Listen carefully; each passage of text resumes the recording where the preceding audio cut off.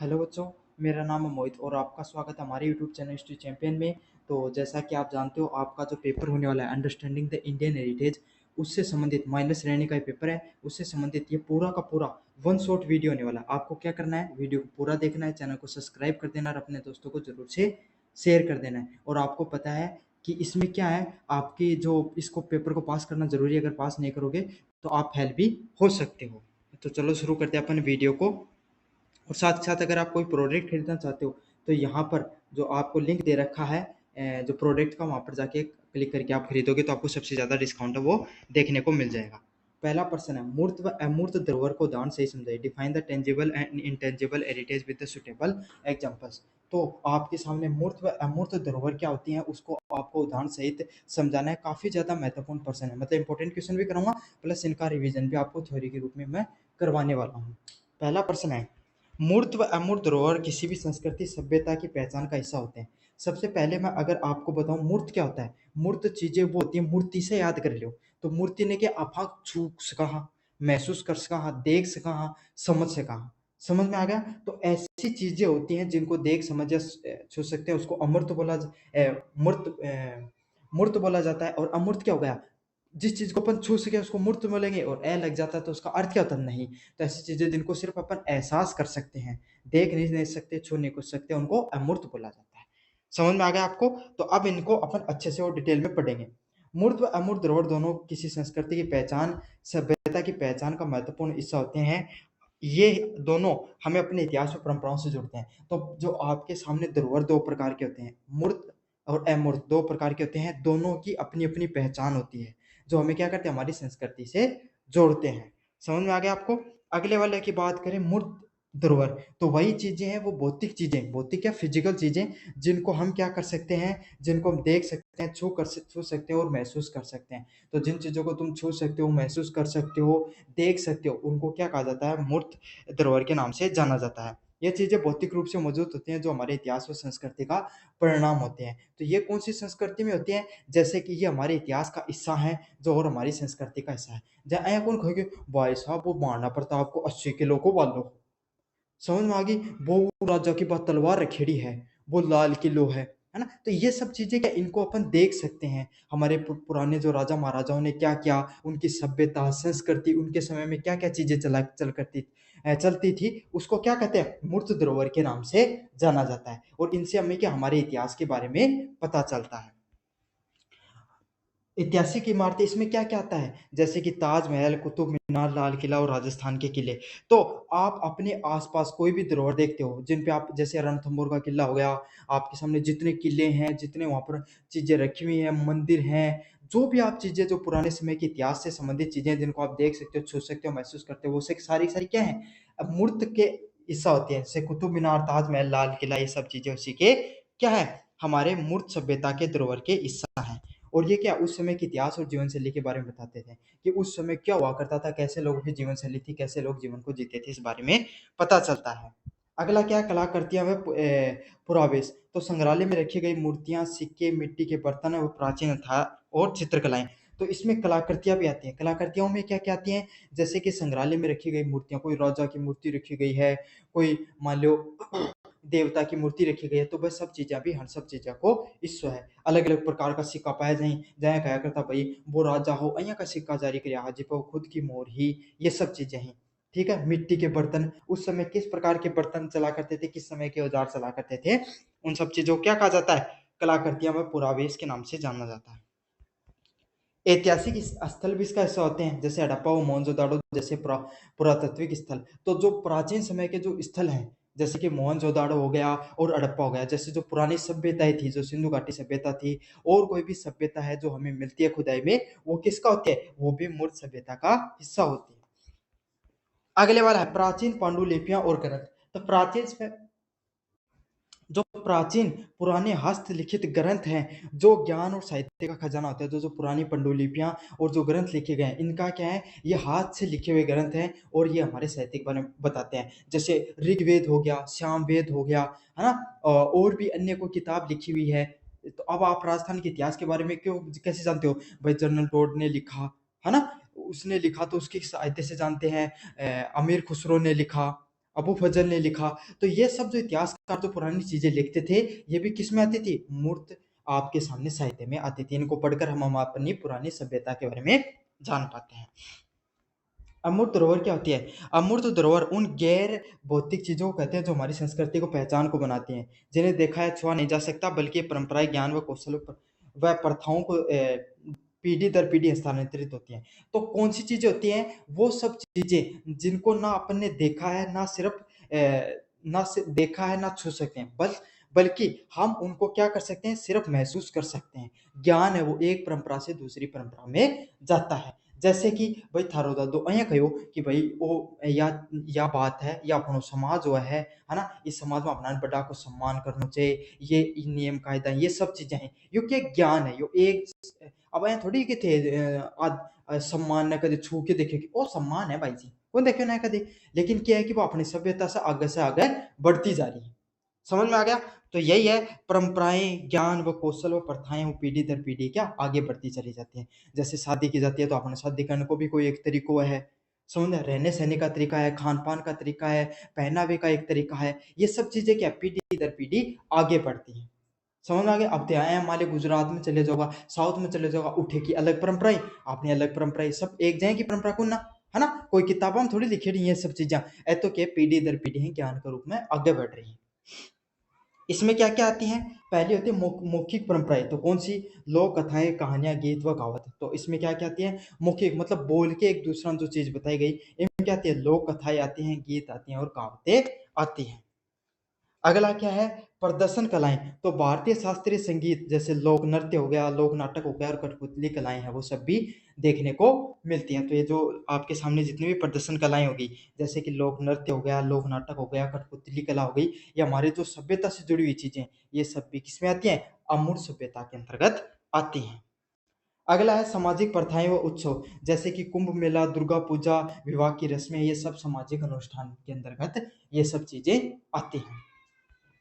अगला क्या है? परंपरागत ज्ञान व कौशल, तो आयुर्वेद, योग, पारंपरिक हस्तशिल्प और कारीगरों का कौशल। तो पुराने टाइम में अया कौन कि भाई देख, जो आदमी मूर्ति बनावे तो उको बालक भी जब मूर्ति बनाओ तो बहुत शानदार बनाओ, क्यों? उनके भाई परंपरा के रूप में, माता पिता के रूप में उन्हें बहुत चीज मिल रही है। या काफी बार थे जब इतिहास पढ़ो, राजस्थान जी के पढ़ो, तो मैं कौन भाई फलानती पीढ़ी है ना, वह ई प्रकार की मूर्ति को निर्माण करे, उप परिवार के पास ही बा इस चीज को ज्ञान है। तो हुण को परिवार है तो हुण ब्रह्मा जी उन्हें दे के गए हो, वह खुद उस चीज को निर्माण करो और पीढ़ी दर पीढ़ी वह आगे बढ़ाता जाने ही और कोई ने बताई। समझ में आ गई? तो ये सब चीजें हैं, जैसे आयुर्वेद हमारी परंपरा है, योग हमारी परंपराएं हैं और पुरानी जो हस्तकला है वो सब हमारी परंपराओं का हिस्सा है।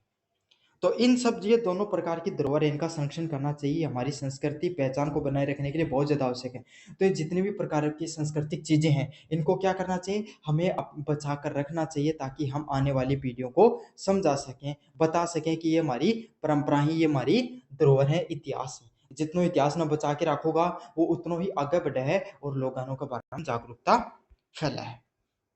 अगले वाला प्रश्न है, धरोहर की रक्षा में राष्ट्रीय सम्मेलन व राष्ट्रीय अधिनियमों की भूमिका को स्पष्ट कीजिए। तो धरोहर की रक्षा में राष्ट्रीय अंतर्राष्ट्रीय सम्मेलन व राष्ट्रीय अधिनियम दोनों की महत्वपूर्ण भूमिका निभाते हैं। ये एक साथ मिलकर धरोहरों की रक्षा के लिए कानूनी ढांचा प्रदान करते हैं। तो देखो, अंतर्राष्ट्रीय इंटरनेशनल जो सबमिट होगी, है ना, राष्ट्रीय अधिनियम होगा, जैसे सरकार अलग अलग प्रकार का अनुच्छेद बना रखा है, जिनके है अपना एक मौलिक कर्तव्य भी है ना, और मौलिक कर्तव्य भी और डीपीएसपी में भी डाले रहे, समझ। राज्य का नीति निर्देश तंत्र में कि अपना जो राष्ट्रीय धरोहर ही उनकी रक्षा करना अपनों की जिम्मेदारी है। समझ में आ गई? ये जो आप जाकर हर कुछ दीवारों पे लिख देते हैं लोग, वहां पर मतलब पीक कर देते हैं, है ना, समझ में? तुम उसको संभाल के नहीं रखते हैं, नष्ट करने का कार्य करते हैं जो अपने धरोहर होते हैं, तो वो क्या है, कानूनी अपराध के रूप में भी काम करता है। और ये सब चीजें किसमें? अंतर्राष्ट्रीय सम्मेलन हो गए, राष्ट्रीय अधिनियम कानून बनाकर इनकी रक्षा करने का कार्य किया जाता है। भाई थे एक बात बताओ, आज थे सदा सुनो कि भाई चित्तौड़गढ़ को किलो के किलो ही हो, बहुत जोर को किलो हो, समझ में आ गई? अब मान लियो अब किलो है, अब आप जाके देख सका, समझ सका, आप जाके देखा तो अपना बेरो पाटा वाकई में भाई किला की बनाओ तो बहुत जोर की, बहुत शानदार काम करे वो टाइम का कारीगर। लेकिन अगर वो खड़े हो नहीं रहे तो नष्ट हो जाते तो अपना थोड़ी बेर पाट, तो अपना तो कहानी में सुनता रह जाता।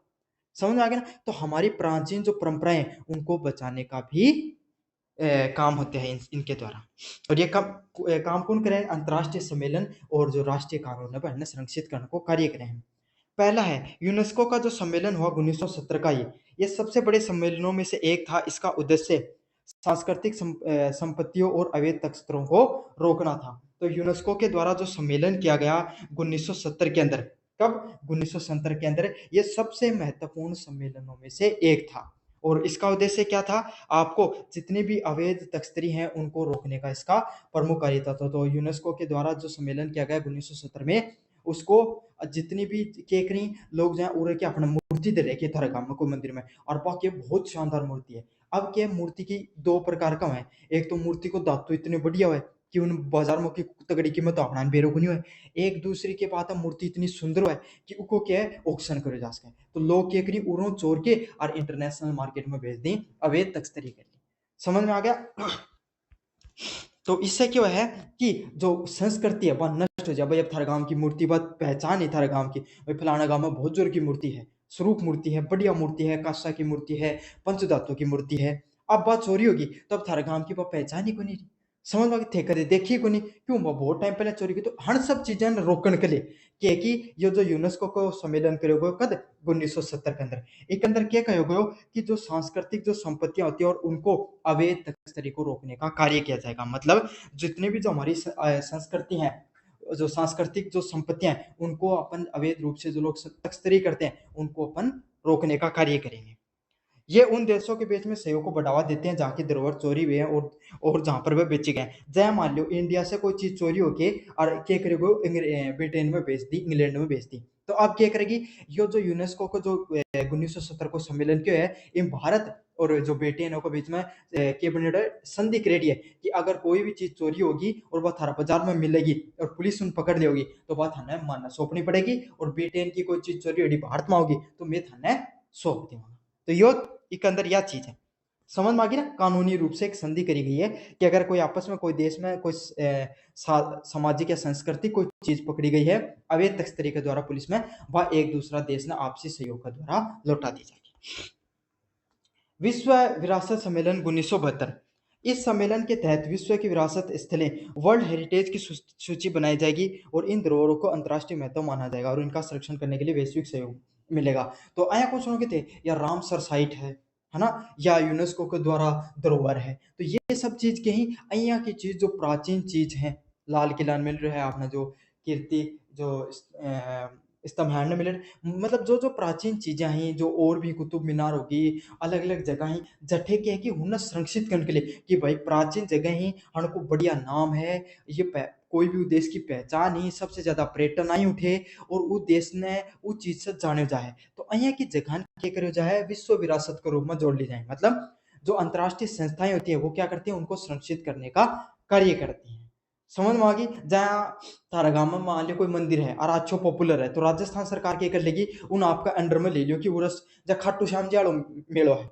समझ आ गई? अब राजस्थान सरकार की भी जिम्मेदारी है खाटू श्याम जी को जो मेलो जाल लागे तो उठे कानूनी व्यवस्था करी जा, उठे हर चीज की पर्यटन आ रहे हैं तो उन्हें कोई प्रकार की असुविधा नहीं हुए, सड़का को निर्माण करो जा और उठे समय जो कोई भी प्रकार का जो हाईवे उनको निर्माण करो जा। तो यह है, ये तो है राज्य स्तर पे, लेकिन यही कार्य क्या किया जाता है विश्व स्तर पे भी किया जाता है। अलग अलग प्रकार की यूनेस्को साइट बना दी जाती है, इनको क्या फिर विश्व स्तर पे जो अलग अलग संस्थाएं वो सहयोग करने का कार्य करती हैं। अगला है यूनड्रोइट सम्मेलन 1995।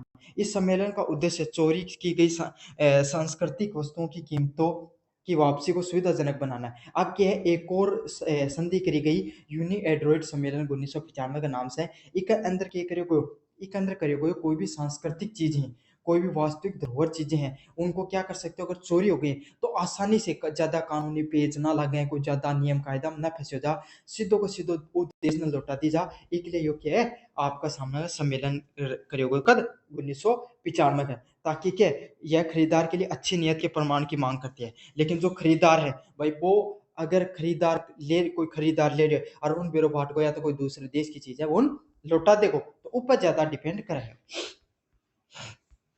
अब लौटावा ही नहीं देश ना बेरो ही नहीं पाटा को भारत सरकार ने क्या चीज चोरी करी ब्रिटेन की है अमेरिका की है तो अफा कहीं उन मतलब कोई भी नियम कायदो कहीं काम कर रहा। अब अंतर्राष्ट्रीय अधिनियमों की भूमिका, तो ये तो थी अंतर्राष्ट्रीय जो अधिनियम थी उनकी भूमिका। अब अंतर्राष्ट्रीय जो आपके सामने अधिनियम उनकी क्या भूमिका है। अंतर्राष्ट्रीय सम्मेलन सिर्फ एक कानूनी ढांचा देते हैं, लेकिन उसे प्रभावशीलता देश को के अपने कानून पर निर्भरता करती है। तो अंतर्राष्ट्रीय सम्मेलन के ये भाई कानूनी रूप से तो जामा पहनाउन को काम करे हैं, लेकिन प्रभावी रूप से कोई देश में लागू करने को ठीक काम करें। जय एक बात बताओ, चलो ब्रिटेन में कानून कोई चीज चोरी होगी, भारत की पूछ की ब्रिटेन वाला तो लौटा दी, लेकिन भारत में कोई चीज चोरी है जब थारा गांव की चोरी होके और गुजरात में चली गई, अब गुजरात वाला गड़ा शाना मन के आप अलग गांव में धर ली बोलियो, अब के बोले स्वरूप चीज है उड़े धर लिया, तो बताओ क्या करियो जास का है। यो तो अपना खुद ना अपना भारत सरकार ने इस चीज को नहीं, या राजस्थान सरकार ने तो इस चीज ने सोल्व करनी पड़ेगी नहीं प्रॉब्लम ने, ब्रिटेन वाला थोड़ी करके जाएगा। तो यही है वो देश के अंदर जो वस्तु ही उन्हें संरक्षित करने को भी कार्य की को है, वो देश के कानूना को है। पहला है कैसे किया जाता है, प्राचीन स्मारक और पुरातत्व स्थल पर विशेष अधिनियम 1998। तो प्राचीन स्मारक और पुरातत्व स्थल से संबंधित विशेष अधिनियम बनाया गया, कहाँ, कौन सा, 1998 वाला। यह भारत के सबसे महत्वपूर्ण अधिनियम है और इसके तहत पुरातत्व स्थल और प्राचीन स्मारकों को संरक्षित किया जाता है। तो ये जो आपके सामने जो आप देख रहे हो ये अधिनियम, ये सबसे महत्वपूर्ण अधिनियमों से एक है। और इसमें क्या पुरातन जो पुरातत्विक स्थल हो गए, प्राचीन स्मारक हो गए, इनको संरक्षित किया जाता है। तो इसका क्या कार्य होता है, जितने भी पुरातत्विक स्थल हो गए, प्राचीन स्मारक हो गए, इनको संरक्षित करने का कार्य किया जाता है। इसमें क्या है, प्राचीन कलाकृतियां व अवशेषों को बिना अनुमति के हटाने या नष्ट करने पर रोक लगती है। तो इनमें क्या है कि जितनी भी पुरानी चीजें कलाकृति उन्हें बिना अनुमति का ना तो हटाए जा सके ना नष्ट करे जा सके। अगर अया करते हो कोई पकड़े गए, जैसे मान लो थारा गाँव है भाई, थारा गाँव को मंदिर वाली मूर्ति है, उन अगर थे चोरी करता पकड़ा गया, उनके साथ तोड़ फोड़ करता पकड़ा गया और गाँव वाला थाना कर दियो केस, तो या मान लो लाठीबाज, समझ में आ गया ना, पुलिस वाला ले जाके जेल में बंद करके करतू तोड़ सकी थरी, है ना। क्यों, क्योंकि यो अधिनियम है, यो कानूनन अपराध है। समझ में आ गई। तो अया को काम कदे बोल के भी कौन करना। अगला क्या है, पूरा विशेष एवं कला निधि अधिनियम 1972। इस अधिनियम के तहत 100 साल से अधिक पुरानी किसी भी कलाकृति को पूरा विशेष माना जाएगा। ये पूरा विशेष के व्यापार व नियंत्रण पे नियंत्रित करते हैं। अब थारा मन में आगो कि चला एक काम करा कि कोई अया को मंदिर हो जो बहुत पुराना है, अब वो की मूर्ति की ना उठा ले जाओ के बेरो पाटे है कोई नहीं, है ना।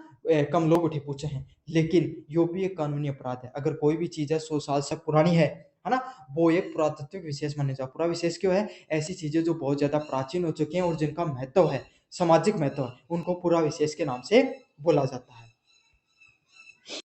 इसको क्या है, ये अंतर्राष्ट्रीय सम्मेलन और वैश्विक मानक स्थापित करते हैं, जबकि अंतर्राष्ट्रीय अधिनियम वो मानकों के देश के भीतर लागू होते हैं।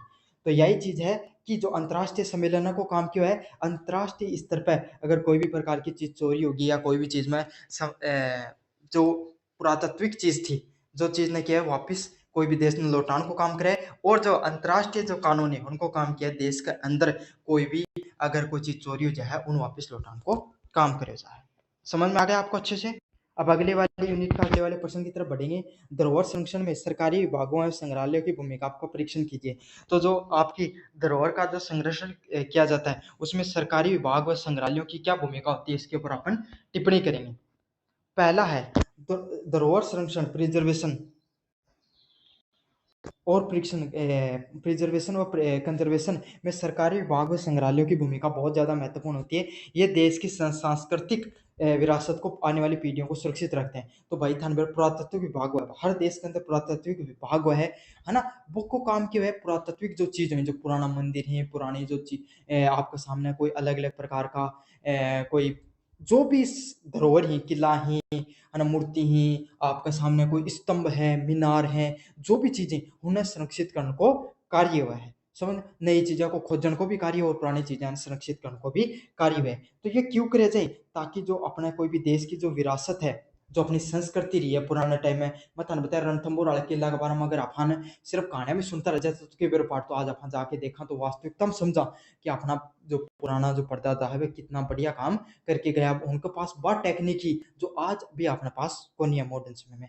ज्यादा क्यों देखो, सिंधु घाटी सभ्यता की भी अगर आज भी ड्रेनेज सिस्टम देख लो, जल निकासी प्रणाली देख लो, तो आज थाला गांव में पानी को भराव जा है ना, जगह जगह ढाब भरिया रही, लेकिन उनका कौन भरिया करता, बक्को कितनी पुरानी साल पुरानी चीजें ही बची हैं। तो यही है, यही चीजें हमें क्या है वो खोज हुई, इसके माध्यम से हमें सभी चीजों को पता चला है। तो इनको खोज होना, पता चलना एक अलग चीज है, उनको संरक्षित करना भी बहुत ज्यादा जरूरी है। जब मान ली किताब तो लिया थे खरीद के लिया है ना, पढ़ना तो बाद की चीज है, लेकिन उन्हें संभाल के रखना तो पहली चीज ना। जाते हैं पन्ना पड़ गया तो पाकि पढ़ोगा थे। जरूरी चीज तो है किसी भी चीज को संभाल के रखना। तो यही है पुरातात्विक सर्वेक्षण विभाग की बात करें, एएसआई है ना, आर्कोलॉजिकल सर्वे ऑफ इंडिया पहला गवर्नमेंट संस्था है जो चीजों को पुरातात्विक चीजों को संरक्षित करने का कार्य करती है। यह भारत का सबसे महत्वपूर्ण सरकारी विभाग है। इसका काम प्राचीन स्मारकों व पुरातात्विक स्थलों के संरक्षण करना है। तो जो पुरातत्व संरक्षण विभाग है, सर्वेक्षण विभाग है, एएसआई, ये भारत का सबसे महत्वपूर्ण सरकारी विभाग, मतलब एक प्रकार का सरकारी विभाग है। और इसका काम क्या है? ये प्राचीन स्मारक हो गए, पुरातात्विक स्थल हो गए, इनको संरक्षित करने का कार्य करता है। क्या करता है? इन सभी चीजें होती हैं, इनको संरक्षित करने का कार्य, संरक्षित करने का कार्य किसका है? एएसआई का है, आपके पुरातत्विक संरक्षण विभाग का है। संरक्षण क्या करता है? एएसआई उन स्थलों की मरम्मत करता है। कोई पुराना मंदिर है, कोई पुराना स्मारक है, टूट फूट होगी तो क्या करे जाओ, उनको मरम्मत कर को कार्य करोगे। उन्हें प्राकृतिक आपदाओं से बचाता है तथा उनकी साफ सफाई सुनिश्चित करता है। तो क्या करे, मान लो कोई प्राकृतिक आपदा है, कोई बाढ़ आ गो, कोई भूकंप आ गो, कोई बिजली पड़ गई वो चीज पर, तो बाकी चीज नष्ट हो जाएगा प्राकृतिक आपदा से। तो प्राकृतिक आपदा में जो नष्ट होगी तो को मरम्मत करी जाएगी और उन्हें बचाने को भी कार्य जा करे जाओ। ऐ तो कौन की भैया ऐसे उठे कोई बोल लगा दो, लेकिन कोई भी अगर मान ली टूट फूट होगी तो सुधार कराओगे, या फिर अगर बार बार कोई बाढ़ वगैरह आ रही है वो चीज से प्रभावित हो रहे तो उन संरक्षण देने को कार्य करोगे। और समय समय पे की जगह है जैसे बहुत ज्यादा मतलब लोग पर्यटन आएंगे तो गंदगी भी फैलेगी, तो संरक्षण विभागों को साफ सफाई को भी कार्य करे। कानूनी ढांचा, ये भारत सरकार के धरोहरों की सुरक्षा के लिए कानूनी ढांचा प्रदान करता है। साथ के साथ सर्वेक्षण विभाग के जो आपके सामने जो अलग अलग पुरातत्व विभाग की क्या अलग अलग कानूनों के तहत भी कार्य करता है। अगर कोई व्यक्ति है उन कानूनों को नहीं मानता हुआ पाया जाता तो उसके खिलाफ क्या कर सकता है? कानूनी कार्रवाई भी कर सकता है। समझ में आ गया? जैसे पुलिस, जैसे आर्मी का काम होता है इंटरनेशनल बॉर्डर को चीजों को संभालने का, पुलिस का क्या होता है अपने भाई जो राज्य के अंदर की चीजों को संभालने का, ऐसे सर्वेक्षण पुरातत्व विभाग है, पुरातत्व विभाग की चीजों को संभालने का, सार संरक्षण करने का। जहाँ यहाँ कौन गांव थे सुनी होगी, बोलियो भाई जी फलाना आदमी का घर गड़ो निकलो, चांदी का रुपया गड़ो निकलो, तो वो चांद कोई भी चीज अगर 4 फुट से ज्यादा निकले तो वह अपने अपनी खुद की कोई नहीं, सरकार की हुआ है। तो कोई भी चीज गहरे में निकला तो काफी बार के पुलिस उन जब्त कर लिया है। सुने होगे ना, यह चीज की मूर्ति निकली रही जो सरकार के द्वारा जब्त कर ली गई, तो निकली तो थारा घर ही, सरकार को क्या अधिकार है? तो सरकार को कानूनी रूप से अधिकार है सर्वेक्षण विभाग को, पुरातत्व विभाग को क्या करे वो चीजें ने अपने अंडर में ले सका है। राज्य के पुरातत्व विभाग, हर राज्य का अपना पुरातत्व विभाग होता है जो राज्य के अंदर ऐतिहासिक इमारतों और स्थलों की देखभाल करता है। तो राज्य के अंदर जो पुरातत्व विभाग होता है, हर राज्य के अंदर अपने अपने होते हैं। उसका क्या, राज्य के अंदर जितने भी ऐतिहासिक इमारत हैं, स्थल हैं, उनको देख रेख करने का उसका कार्य होता है। तो उसका क्या कार्य है कि जितने भी जो आपके सामने पुरातत्विक स्थल है, समझ में आ गया, और पुरातत्विक चीजें हैं उनको देखभाल करने का भी उसका एक प्रकार से कार्य है।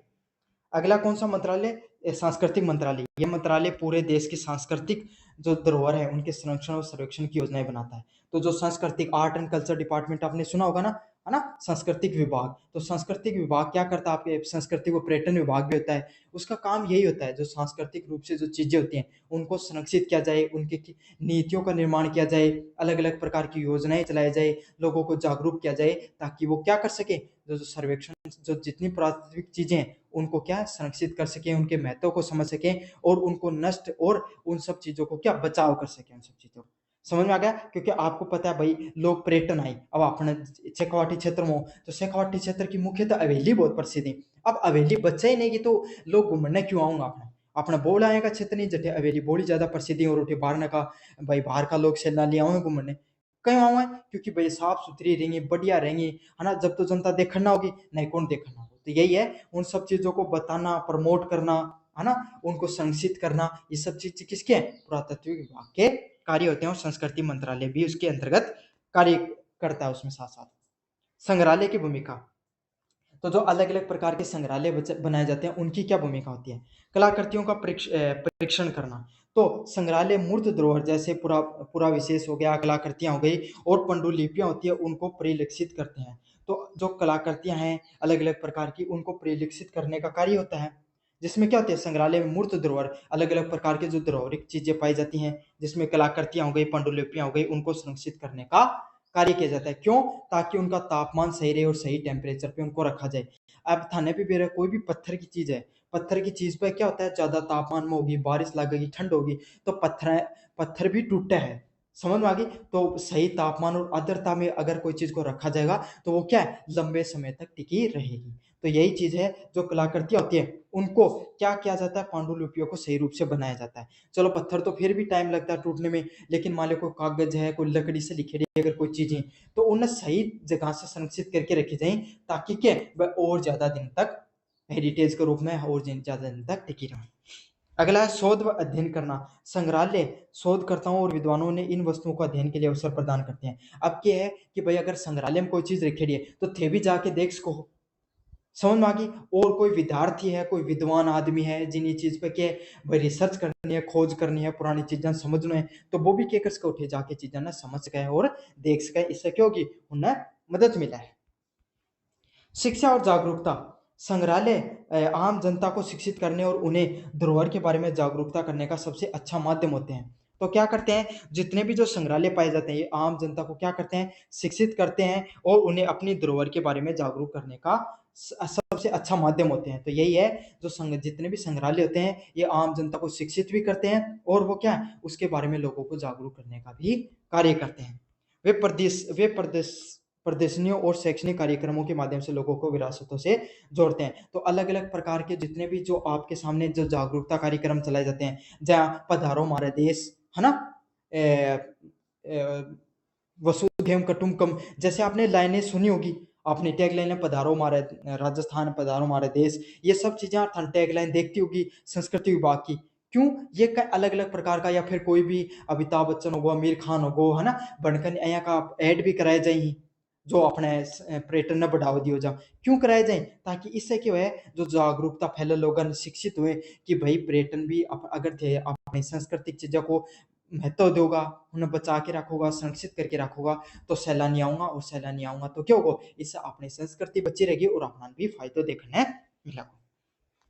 इस प्रकार सरकारी विभाग और संग्रहालय दोनों ही धरोहर के संरक्षण के लिए आवश्यक होते हैं। तो जितने सरकारी विभाग हो गया और संग्रहालय हो गया, दोनों का अपना अपना महत्व होता है, चीजों को बचाने का, चीजों को संरक्षित करके रखने का।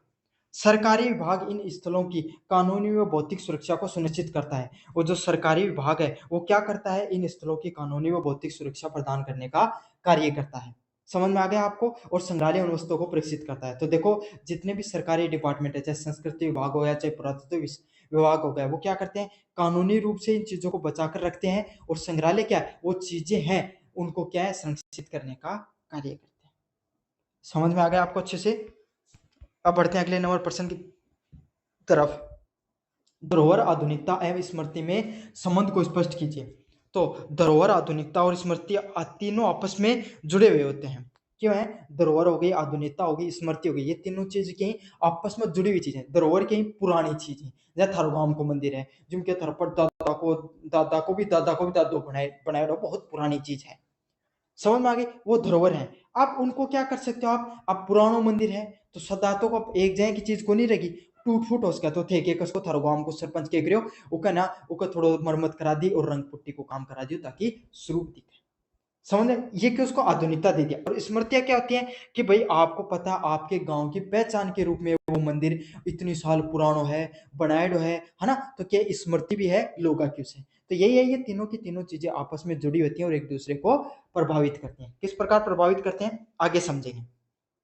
धरोहर व आधुनिकता संबंध की बात करें, आधुनिकता और धरोहर एक दूसरे के विपरीत नहीं है, बल्कि एक दूसरे के पूरक होते हैं। मतलब अगर अफा के समझा धरोहर क्यों है, पुरानी चीजें, थार गांव को मंदिर है, उनका आधुनिकता से कोई लेने देने को नहीं, लेकिन यहाँ बिल्कुल भी को नहीं है। दोनों चीज के एक दूसरा का समानार्थी ही। पुरानी चीज होगी तो क्यों होगी, पुरानी चीज भी क्यों है, बढ़िया है, पुरानी चीज भी अपने लायक है। आधुनिक समाज अपनी पहचान को बनाए रखने के लिए अपनी धरोहरों का उपयोग करता है। अब यहाँ की थार दादा की अगर मान ली कोई चीज घर लैड है, कोई बर्तन लैड हो, तो यहाँ थोड़ी फेंक दोगा, को नहीं संभाल के रखोगा ना, कि एक तो भाई थार दादा की याद भी है उस चीज में। दूसरी बात क्या है भाई, बात चीज यहाँ तो आत को नहीं कि पहले का टाइम में थार दादा को पित्तल को वो लैड हो, गडो लैड हो, या फिर कोई वो कचौड़ो लैड हो, कोई थाली लैड ही, अब कोई काम को नहीं, अभी भी आवा ये काम तो, है ना, आया तो हाथ को नहीं। अब पानी कौन गल बोया कहते नाम मत कौन गल था दादा को लेडो को नहीं होना है की चीजें। तो आधुनिक रूप से भी उन चीजों को काम हो सके है। तो यही है, आधुनिक समाज में पहचान बनाने के लिए धरोहरों का उपयोग किया जाता है। जितने भी जो धरोहर होते हैं, उनको आधुनिक रूप से भी अपन संरक्षित करने का कार्य कर सकते हैं। आधुनिकता ने धरोहरों की सुरक्षा के लिए नई तकनीकें दी हैं, जैसे डिजिटल संरक्षण। तो अब क्या कर सका, अपना जो इस समय की जो नई टेक्नोलॉजी चल रही है, इसका माध्यम से क्या कर सका अपन, जो अपना पुराना धरोहर ही उन्हें अपन संरक्षित कर सका नई टेक्नोलॉजी का द्वारा। जैसे मान लो कि नाइट्रोजन गैस हो गई, उसके अंदर अपन कोई भी चीज न डाल दी, हीलियम में डाल दी, आर्गन, जो भी नॉन रिएक्टिव गैसें होती हैं, उसमें कोई पंडुलिपि को डाल दिया, कोई पुरानी किताबें उन्हें डाल दी, कोई अगर मान लो जो कोई पत्थर थी, कोई मूर्ति व शरण होने को शुरू हो, टूटनी शुरू की, तो ऊपर के कृत्रिम उपचार कर दियो, ताकि कोई भी आपको केमिकल का लगा दी, जिससे कि अब शरण होना बच सके, है ना।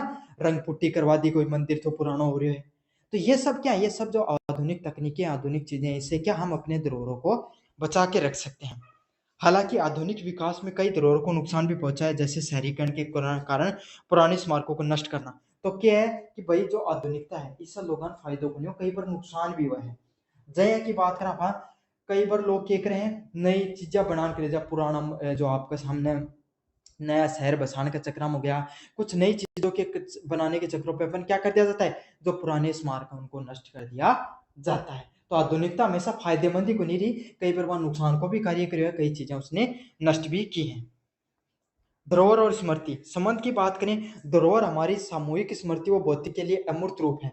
तो आपके सामने जितने भी जो धरोहर होते हैं, वो क्या है, सामूहिक स्मृति और भौतिक रूप से भी होते हैं। मतलब जहाँ वही थरदादा वाली बात है, थरदादा को कोई मतलब थाली, कोई लेडी, अब बात चीज की है सामूहिक स्मृति, भाई थरदादा की तरह परिवार की पहचान है, आगे आगे बढ़ती चली जा रही है। दूसरी बात के मूर्त अमूर्त रूप से काफी बार कहीं थारी परंपराएं हैं, अपने हर गांव की परंपराएं, समाज की परंपराएं, जाति की भी परंपराएं, आप उन्हें मानना, बाकी अमूर्त रूप से धरोहरी जो आपने के पहले अपना दादा मान्या करता, परदादा मान्या, फिर आप थार पिताजी और मानिए, फिर आप मान्या, फिर अपना बालक मानेगा। क्यों? क्योंकि वो हमारी परंपराएं हैं, ये हमारे एक जो जनरेशन से दूसरी जनरेशन तक अपन आगे लेके जा रहे हैं। और कुछ वस्तुएं ऐसी हैं जो अपने क्या है, आप जो आपके माता पिता हैं, वो आपके उनको माता पिता ने दिया, उनके माता पिता ने उनको माता पिता ने दी थी। तो ऐसे क्या, वो चीजें भी एक धरोहर के रूप में आगे काम करती हैं। ये क्या होती हैं, ये स्मृतियां होती हैं। समझ में आ गई आपके सामने कि भाई याद हुआ कि थार दादा को भैया चीज लेडी ही, थाला पिताजी क्या चीज लेडी है, तो ये सब चीजें क्या स्मृति के रूप से कार्य करती हैं। प्रभाव क्या होता है, एक स्मारक या एक लोक कथा हमारे पूर्वजों के इतिहास, संघर्ष और जीवन शैली को याद दिलाती है। तो अब तो आप इतिहास में पढ़ा कि भाई फलानो राजा हो, वो आप लो राजा शेर को मुंह पड़े पकड़े रहे, पहाड़ गिरे, उस मुंह अलग अलग करती हो। तो इससे क्या है, ये स्मृतियां ही इन पढ़ के अपना एहसास मिला कि भाई साहब अहियां का अपना दादा परदादा है करता, अहियां अपना पूर्वज है करता, अहियां की अपनी संस्कृति, आप लड़या कितना ही चाहिए अपने ऊपर आक्रमण होया हो। समझ रहे हो ना इन सब चीजों को। तो यही है, ये क्या ना सिर्फ स्मृतियां हैं, बल्कि ये हमारी पहचान के रूप में भी कार्य करती हैं। आधुनिकता और आपके सामने स्मृतियां, आधुनिकता ने स्मृतियों को रिकॉर्ड करने के साझा करने के नए तरीके दिए हैं। तो आज के समय अपन क्या कर सकते हैं भाई, आज के दिन कोई भी आदमी इकट्ठे भी जा, पहले फोटो खींचे, बोले फलाना मंदिर में जाके आऊं। तो इससे क्या, पहले भाई अपने दादा परदादा का फोटो को सिस्टम को नहीं हो, लेकिन आज अपने पास तो है, तो आप क्या कर सका भाई, उसके कल कोई चीज को प्राकृतिक आपदा आ जा, वह चीज नहीं रहे, तो आप क्या कर सका को डिजिटली कोई चीज भी अपना के आप बचा के रख सका। समझ आ गया। जैसे कोई पुरानी पंडुलिपि है, तब अपन क्या कर सकते हैं, उसको स्कैन करके रख सकते हैं, उसको पीडीएफ के रूप में रखा जा सकता है, उसको कोई डिजिटल डॉक्यूमेंट बनाकर भी रखा जा सकता है, ताकि क्या हो भाई, आज नहीं तो कल वो चीज नष्ट हो जाएगी, आपको पता है, या फिर कोई प्राकृतिक आपदा आ जाए, तो अगर डिजिटली वो चीज रहेगी, तो डिजिटली चीजें जल्दी से नष्ट नहीं होती हैं। तो ये कर सकते हैं, क्या कर सकते हैं अपन, उन स्मृतियों को कोई रिकॉर्ड बनाकर रख सकते हैं, ताकि क्या नए नए तरीकों से साझा की जा सकते हैं। इसका क्या प्रभाव होता है, आधुनिक तकनीकों से हम अपनी धरोहरों के बारे में जानकारी को आसानी से दुनिया भर में फैला सकते हैं। अब थारा गांव में कोई मंदिर हो, है ना, मंदिर शुरू बहुत है, मेरे मंदिर की आस्था बहुत है, तो केकर्स को मंदिर है, या कोई पुरानी मीनार है, कोई चीज है, वो खबर अगर रील बनानी शुरू कर दी, तो क्या जाओ धीरे धीरे बहुत के वायरल हो तो चले जाओ। हालांकि आधुनिकता ने हमारी परंपराओं को, मौखिक स्मृतियों को भी कमजोर किया है, लेकिन क्या करे है, हालांकि जो आधुनिकता है, इसने क्या हमारी जो पुरानी परंपराएं हैं, उसको मौखिक रूप से भी कमजोर करने का कार्य किया है। इन तीनों का संबंध एक चक्कर की तरह है, और ये जो तीनों की तीनों चीजें हैं, ये एक चक्कर के रूप में कार्य करती हैं।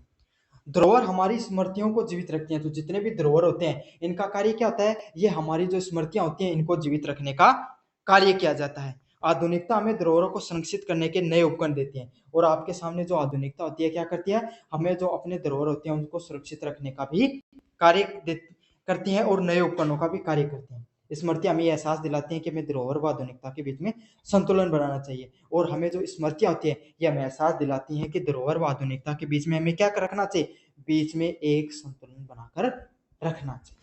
तो यह आपके बीच में आपका जो पेपर था अंडरस्टैंडिंग द इंडियन हेरिटेज, मैंने उसका लगभग unit first, unit second, unit third और यूनिट फोर का रिवीजन करवा दिया है। हो सकता है इसका पार्ट 2 भी आ जाए। धन्यवाद।